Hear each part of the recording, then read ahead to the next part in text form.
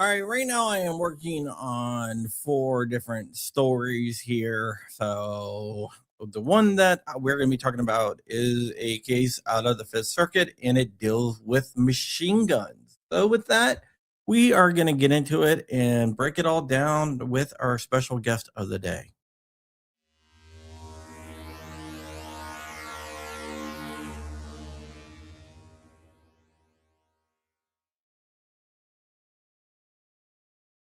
All right, guys, this case is out of the Fifth Circuit. It was in front of a 3-judge panel, Wiener, Willett, and Ho, and it deals with the federal ban on machine guns made after 1986. This involves a man by the name of Jamon Wilson, who is not a good guy, but you.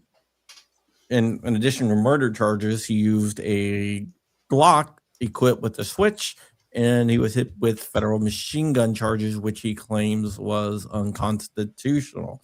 Now, the Fifth Circuit, the too long didn't read is the Fifth Circuit upheld the ban on machine guns, citing other cases from the past, but they did do something that is very unusual, and they asked for an en banc. So they didn't really rule on it too much. They said, hey, case law says this, but we really think that the en banc of the Fifth Circuit needs to address this case on a Second Amendment issue, which would take into consideration Bruen.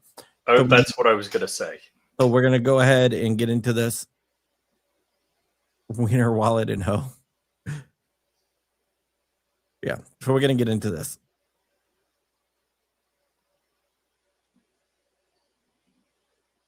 We are. Once I get this. There we go. I don't know why it took so long. So, Rich, let's get into it. Uh-oh. I got to clean my glasses. All right. That is the judges' names. Yep. Wiener, Willett, and Ho. Is this a Kamala Harris joke? No, that's just the name of their. Wait. You want me to read this part? Yes. After being duped into buying a fake firearm, Jamon Wilson retaliated, shooting the seller dead with a handgun modified to fire like a machine gun. Wilson later confessed and pleaded guilty to unlawful possession of a machine gun under USC blah. At sentencing, the district court applied the sentencing guidelines cross-reference to second-degree murder, concluding that offense mostly reflected Wilson's conduct. On appeal, Wilson raises 2 challenges: that his conviction violates the Second Amendment and that the district court misapplied the cross-reference in calculating his guidelines range. We reject both arguments and affirm. Okay, so basically they're supporting the lower court. Yeah, they're upholding the conviction. On May 9th, 2023, Wilson and two friends met DJ in a Valero gas station parking lot to purchase a firearm for $300.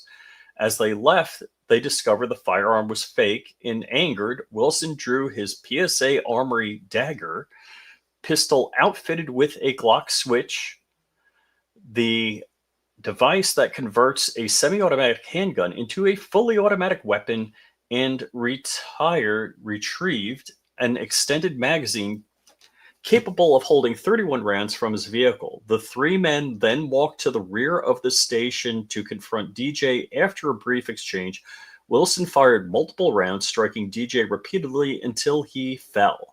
Wilson and his friends then robbed DJ of the cash. All right, we know the background. They found him in a pool of blood, and they found the Glock switch, and they charged him with having a machine gun in addition to murder. And now we're going to get into the PSR. If you don't know what a PSR is, that's a pre-sentencing report. We know what that is. Yeah. Well, not everyone out there does. Yeah. Well, I'm teasing that we do. Wilson's PSR identified as applicable guidelines because the offense resulted in death. The PSR applied the cross-reference to 2A1, which governs homicide, the PSR determined that 2A1.2, second-degree murder, was the most analogous offense. Applying that cross-reference and incorporating other adjustments, the PSR calculated an offense level of 35 combined with Wilson's criminal history. This produced a guidelines range of 188 to 235 months. Yeah, I'm just like doing the math in my head. Because 922.0 carries a statutory minimum of 10 years below the guidelines range, the PSR recommended a 120-month sentence. So only 10 years. Yeah. Wow. Wilson objected, arguing that the second-degree murder cross-reference failed to account for his self-defense claim. The district court overruled Wilson's objection, adopted the PSR's finding, and imposed a 120-month sentence. Okay, so let's break down how a PSR works. A PSR work. It's a pre-investigation report. It's a point system, and you might be wondering why is this a second-degree murder and not first-degree murder? First-degree murder is premeditated, which means you planned it. If you get really upset at someone and pull out your gun because they sold you a fake gun and you mag dump them, that would be second-degree murder because that wasn't premeditated. Mm-hmm. You just got pissed off and mag dumped them. So that's first-degree murder is a little bit worse in the eyes of the court. The way the pre-sentencing works is you have a point system. So first-degree murder is more points than a second-degree murder. And if you use a machine gun that is illegal under the NFA, then you actually get more points on that. It's an enhancement, right? They call it an enhancement, but it enhances your sentence to longer. So that is worth more points. So the more points you get, the longer your sentence. So the machine gun weighs into it a lot. Like, for example, CSR, CRS firearms? Yeah, CRS firearms. Okay. They did some enhancements with his pre-sentencing report because it was a machine gun.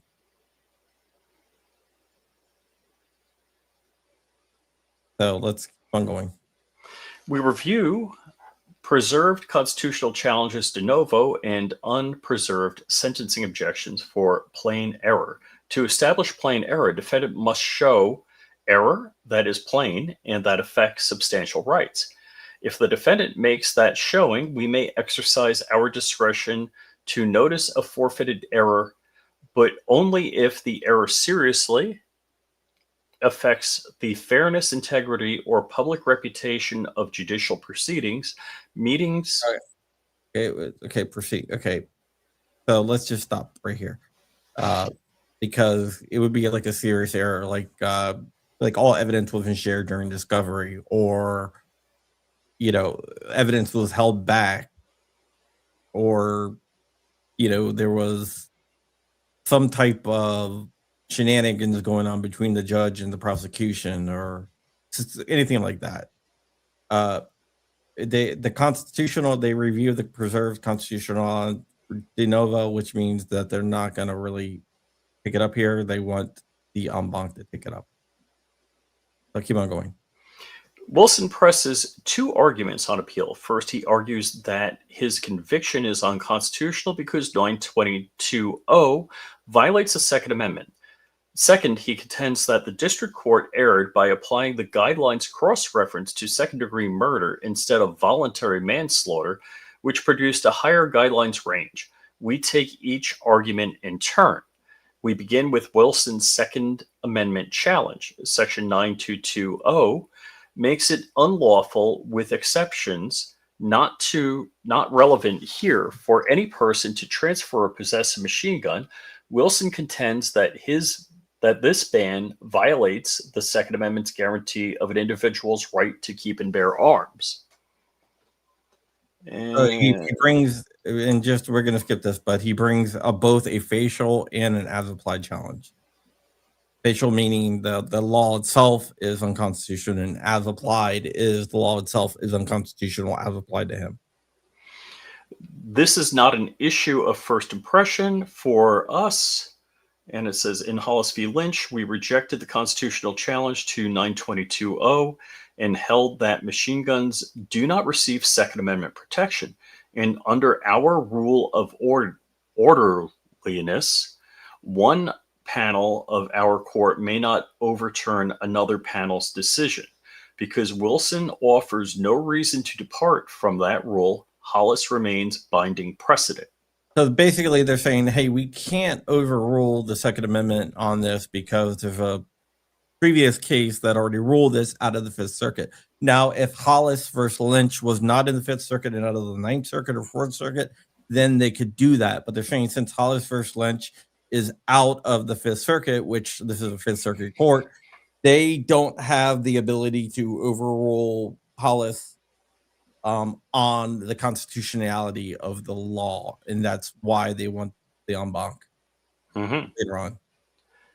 We begin with an overview of Hollis. 8 years after the Supreme Court decided District of Columbia v. Heller, the panel in Hollis was asked to apply that landmark decision to 922.0's bans on machine gun possession.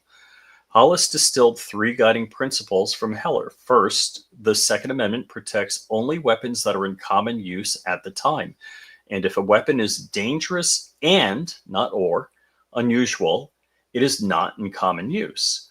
Second, the court took it as a given that M16s are dangerous and unusual weapons and not protected by the Second Amendment. And third, even though today's ordinarily militia weapons far outpace those military weapons far outpace those typically kept at home for defense, that cannot change our interpretation of the right. Guided by these principles, Hollis concluded that machine guns are not in common use and thus fall outside the Second Amendment. It is emphasized that both Heller majority and dissent identified the M16 to be dangerous and unusual weapon. Although recognizing that these passages from Heller were dicta, Hollis observed that we are generally bound by Supreme Court dicta, especially when it is recent and detailed. Still, because this was ultimately dicta, Hollis undertook an independent inquiry into whether machine guns are in fact in common use, that is, whether they are dangerous and unusual. The dicta is basically a statement and a court ruling that is not essential to the ruling, but it's like basically like a commentary on the ruling. Hollis had little difficulty concluding that machine guns are dangerous weapons. On unusualness, it is noted the wide variety in methodical approaches that other courts use to distinguish common from uncommon. Yet under any approach, the result was the same. It does not matter which set of numbers we adopt. None of them would allow a conclusion that a machine gun is a usual weapon. Hollis pointed to the raw number pre-1986 civilian-owned machine guns, 175,977, as far below what other circuits had deemed sufficient to show common use.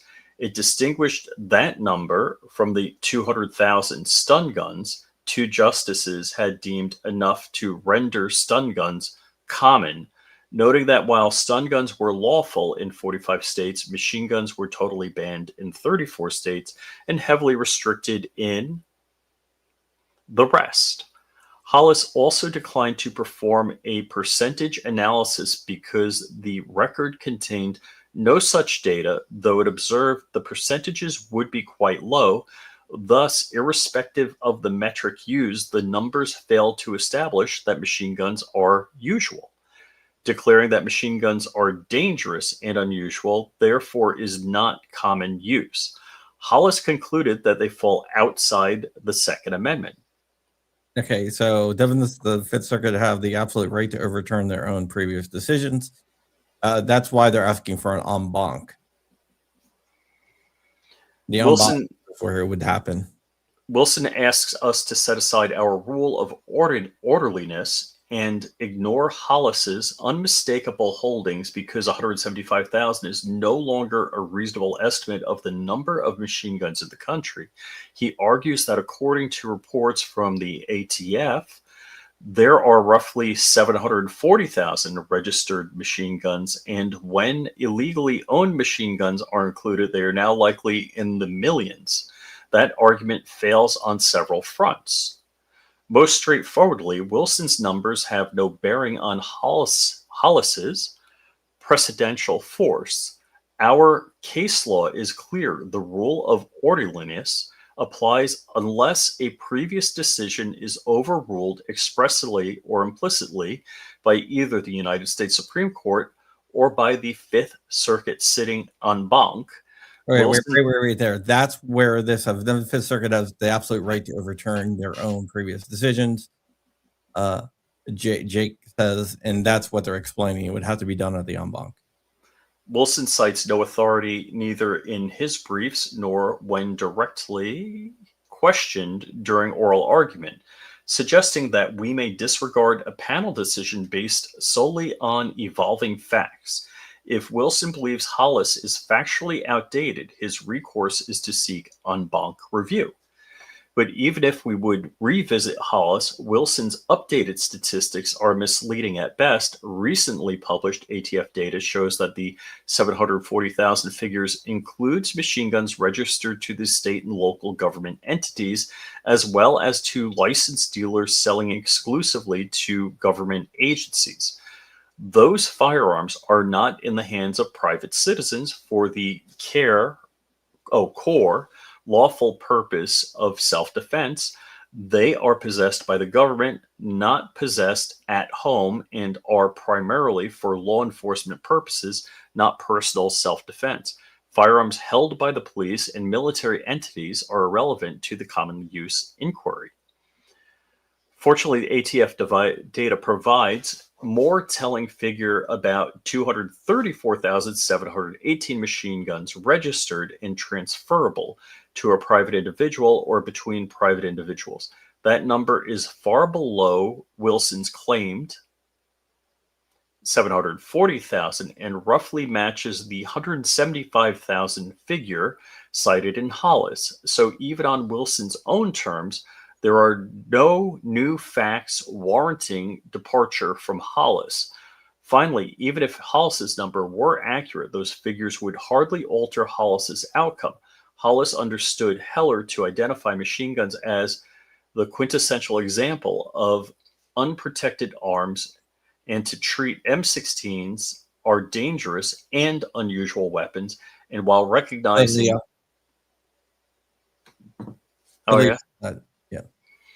And while recognizing this as dicta, Hollis emphasized that we are generally bound by Supreme Court dicta, especially when it is recent and detailed.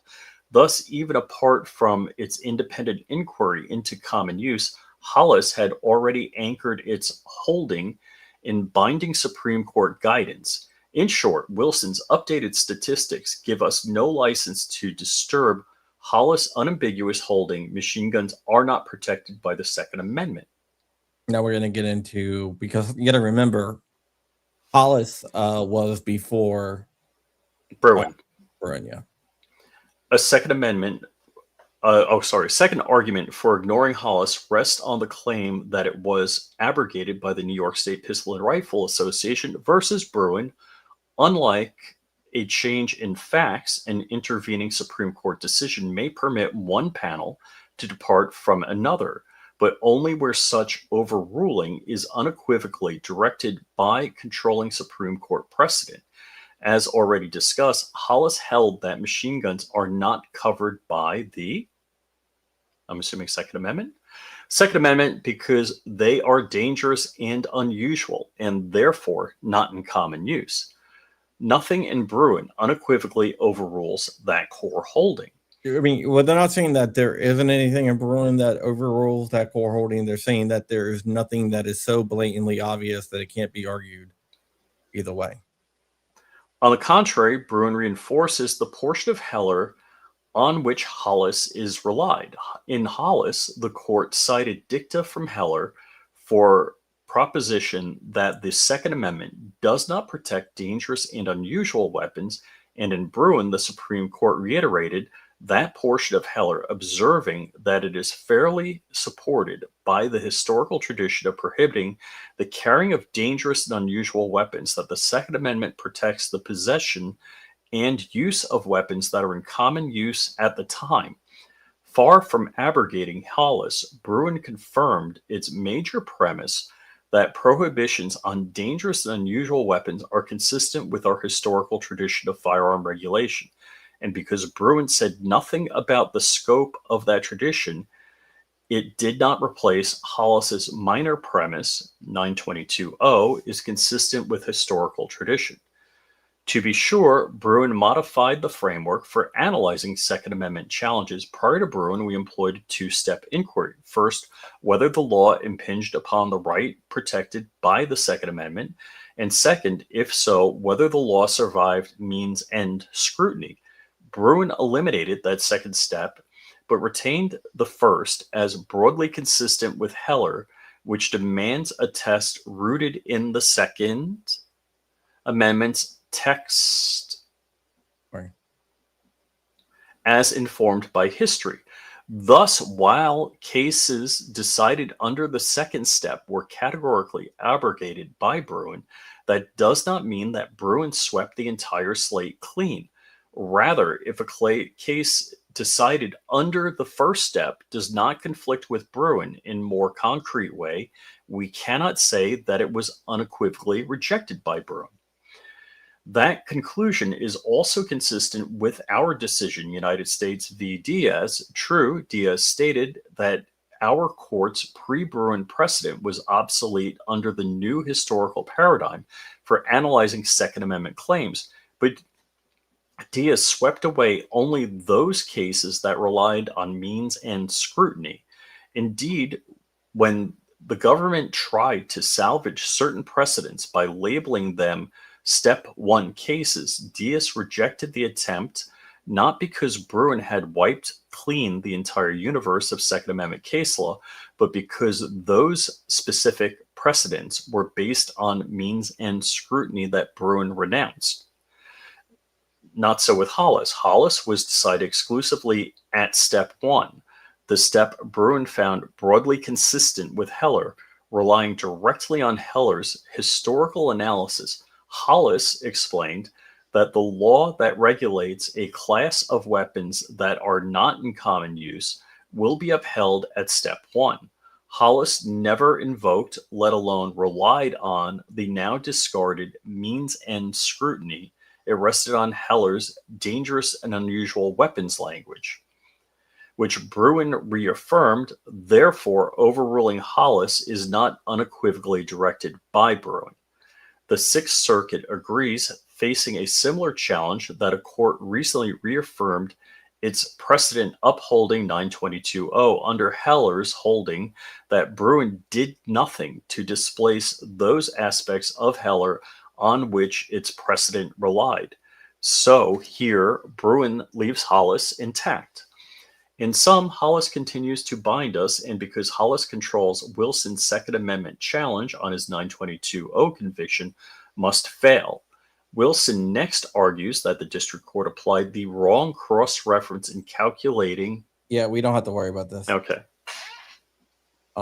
This is that's basically the he's going to go into arguing the rest of the PSR. Gotcha. But they affirm the district conclusion, but they do say that, that he should ask for an en banc. Wah, wah, wah.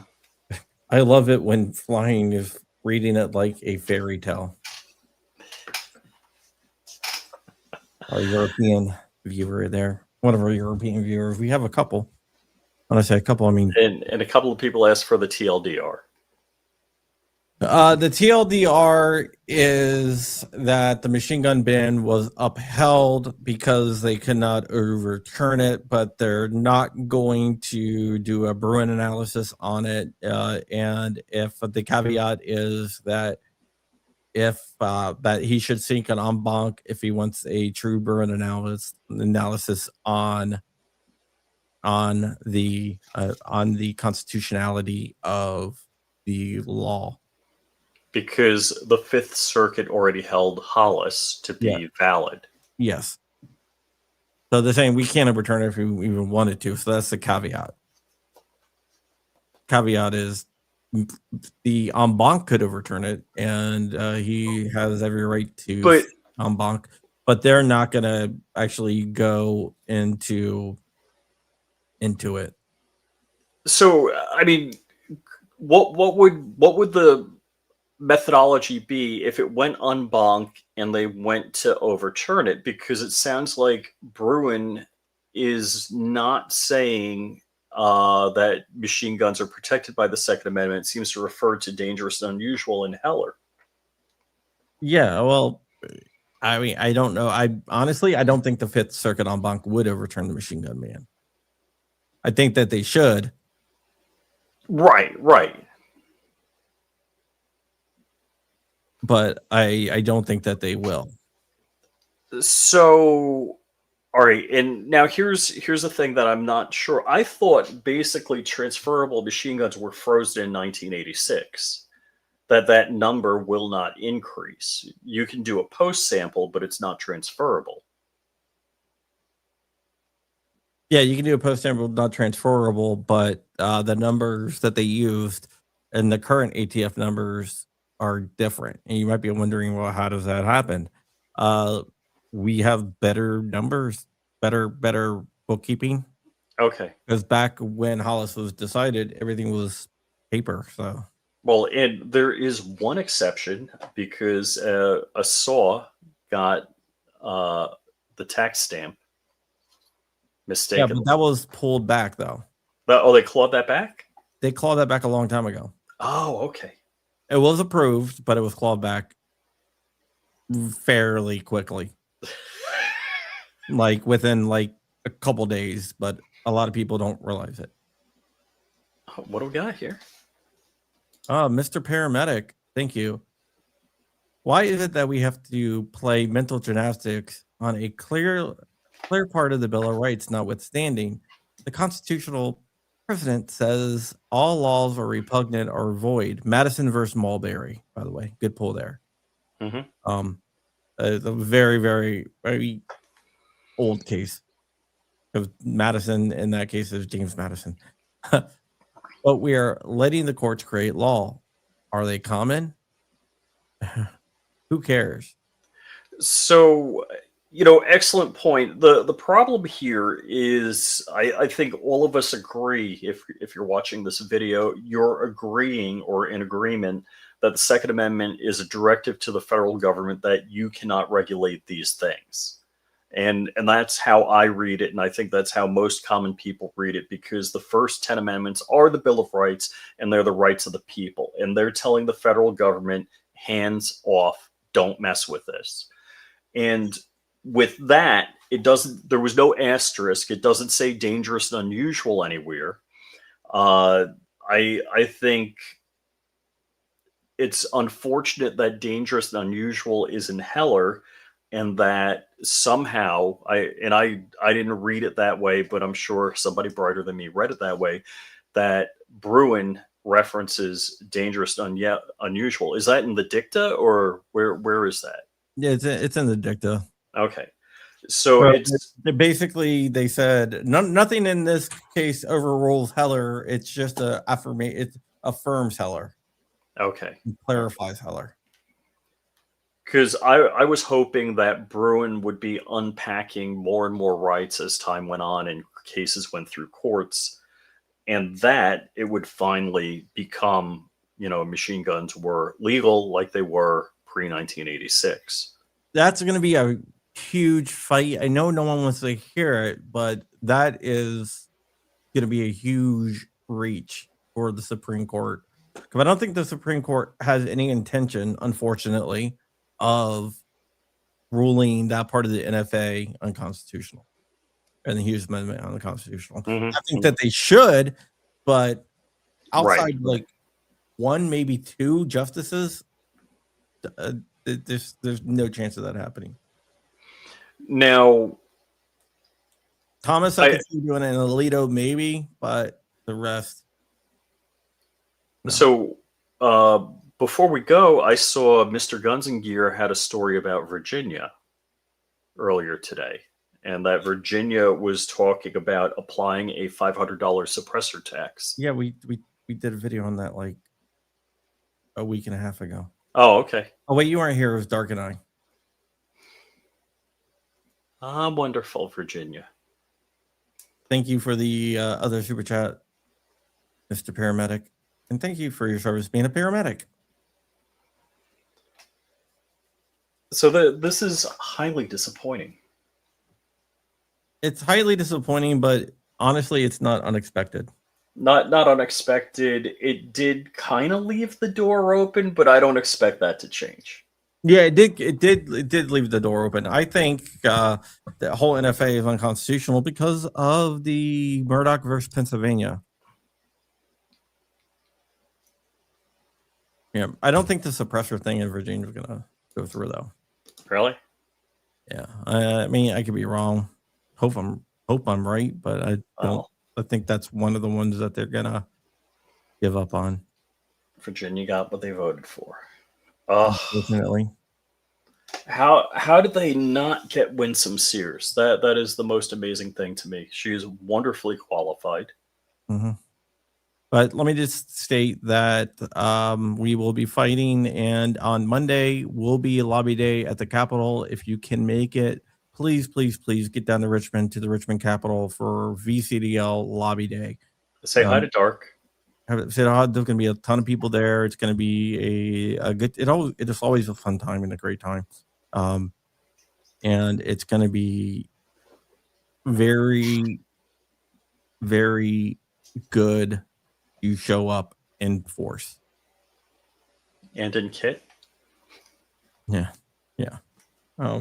Show up however you want. I'm not going to tell you how to show up, but I think it's going to be very important for a big turnout. Unfortunately, I got a scheduling conflict, so I would not be there. Be on the other coast, basically. Yeah, be on the other coast for a couple weeks.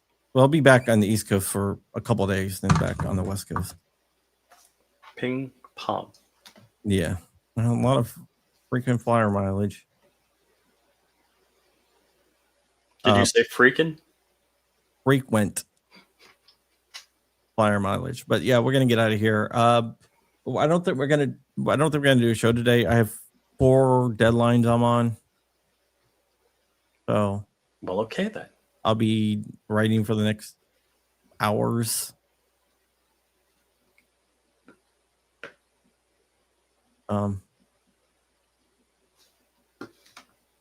We all know machine guns aren't coming off the NFA, but what about an even more unconstitutional Hughes Amendment? I don't think they're going to touch anything with machine guns. Hughes Amendment is definitely unconstitutional in my opinion, but I just don't see them touching anything with machine guns. It's like radioactive. Mm-hmm. To SCOTUS. Yeah. But we're going to get out of here. Thank you guys so much for watching. I'm going to go get to writing and get a bunch of stuff up. Oh, I never meant to wear this shirt in public. What shirt is that? Is that Silencer Shop?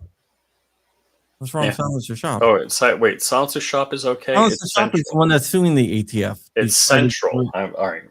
The Silencer Shop versus ATF is going through the courts right now with GOA to remove suppressors, SBRs, SBSs, and AOWs from the NFA. They're the good guys. No, it's Central. I got to keep that in my mind. Yeah. So there you go. I was like, what are you talking about? Yeah, don't throw them under the bus. Silencer Shop. Dave Malloy, who's the owner of Silencer Shop, is doing everything he can to dismantle the NFA. So there you go. Well, cool. Rich only wears free shirts because I have so many. I like most of my free shirts are donated, even though I'm wearing a free shirt right now. and it's a company that everyone should support. Oh, you're wearing your JSD shirt? JSD Supply. So there you go. All right, guys. I think on Wednesday at 1, I am doing a meet and greet next week at the JSD Supply booth. Wednesday at 1? Oh, next week. Not tomorrow. Yeah, next week. But we're going to get out of here. Thank you guys so much for watching. And yeah, that's it.